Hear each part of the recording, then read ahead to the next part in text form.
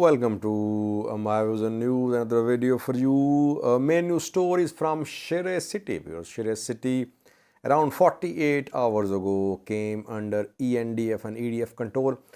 Firstly, movement of Ethiopian Federal Forces and Eritrean Forces from Shire towards another destination is being reported.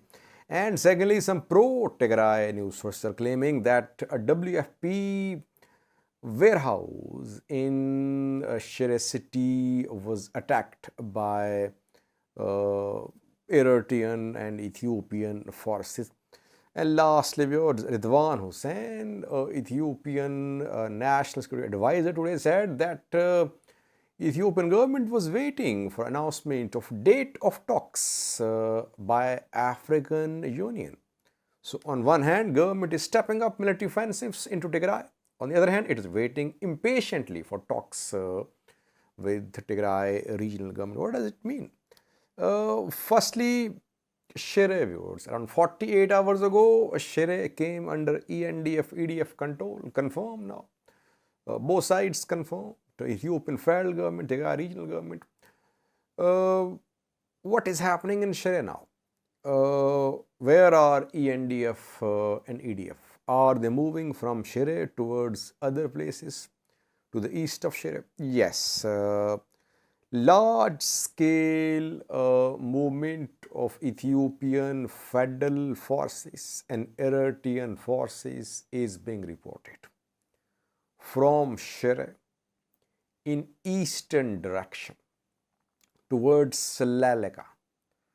Salaleka, small town situated on B30 highway, Shire Aksom highway. It is situated to the east of Shire. Around 15 to 20 kilometers away from Shire is Salaleka. And from the north as well, from Eritrean side, for several days, EDF and ENDF, they have been trying to reach Salaleka. They wanted to cut off Salaleka, to put pressure, to cut off B30 highway in Salaleka, to put pressure upon TDF when TDF was in Shire. Now when TDF has withdrawn from Shire, now a movement towards Salaleka is underway. From Shire and from Eritrea, a side of Eritrea-Tigray border as well. So next destination is Salaleka. Where will TDF stop here on this front? Will it try to defend Salaleka? Will it try to defend Aksom or Adwa? Difficult to say now that what is the real strategy of Tigray forces. But they are now, you can say, under serious pressure after losing Shire. Now it is going to be difficult for them to set up new defense lines. There is no need of having thousands of troops in Shire city because TDF is out of the city. Even a few hundred troops in Shire are more than enough. So it means all ENDF and EDF soldiers who were fighting on Shire front, thousands of them, they are now heading towards Salaleka in eastern direction. And from the north as well, more Eritreans joining. So you could see that a massive offensive along B30 highway from Shire has been launched. That is what was the plan of ENDF and EDF. That they wanted to cut off Shire, Mesabre, which they have done. And now from Shire, they are moving towards Salaleka with thousands of their troops. And at the same time, they're moving from Eritrea border as well towards Salaleka, towards Aksom. So you could see TDF come under more pressure because ENDF and EDF can now dictate terms in the battlefield, especially along this road, B30 highway. So far, Slalaka is under TDF, but is TDF going to put in its entire effort to defend Slalaka? That remains to be seen, because now tens of thousands of fighters from Shire are heading towards Slalaka and then towards Aksum, next big target. Secondly, viewers, some pro-Tigray news sources are claiming that in Shire city, within the past few hours, a WFP aid distribution center was attacked by Eritrean military. They say that Eritrean military by force entered the distribution center and they took away some food aid as well stored for civilians in Shire.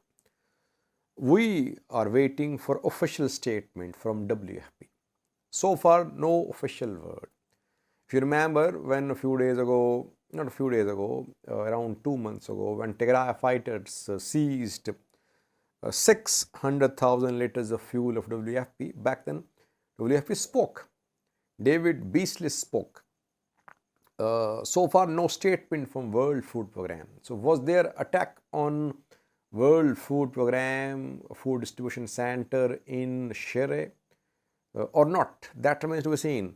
But Tigray-backed news sources are claiming there was an attack and some food aid has been stolen by the forces, EDF, ENDF, which entered Shire around 48 hours ago.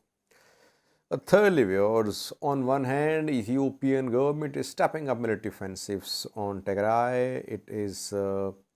It has made it clear that it wants to take control of all airports of Tigray, all major facilities of federal government in Tigray.